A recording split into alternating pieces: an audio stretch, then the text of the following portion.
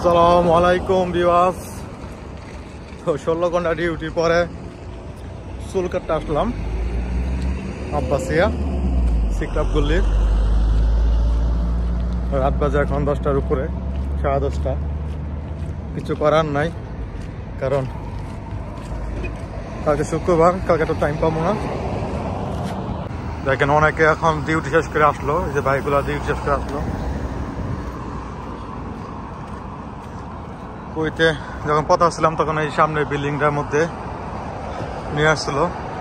Building দেখার পরে সকালবেলায় চলে গেছিলাম, এখানে থাকবো না, কিন্তু এখন এখানে মনে হয়েছিল উত্তম জায়গা। তো এত সময় পাই নাই, তো এখন সিক্লাবগুলি আসছি চুল কাটার জন্য। সামনে এই সেলুন, রাত্রেবেলা সব আস্তে আস্তে নির্জীব হয়ে যাচ্ছে।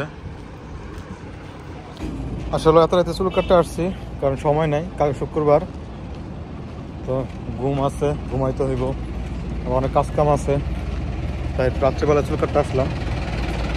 এরপরে আবার ডিউটি, তারপর ঈদের ছুটি। আমরা প্রবাসীরা দেখেন চুল কাটার সময় ঠিক মতো পাই না,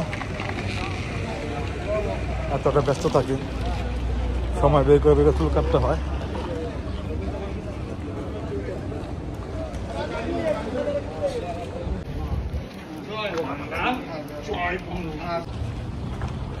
আসসালামু আলাইকুম ভিউয়ার্স।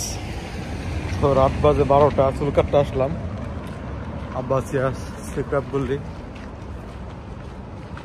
16 ঘন্টা ডিউটি করি, তো তার সময় পাই না, তো একটু সুযোগ পাইলাম, কোম্পানি বাসা আসছে এখানে, তো তাই এখানে আসলাম চুল কাটার জন্য।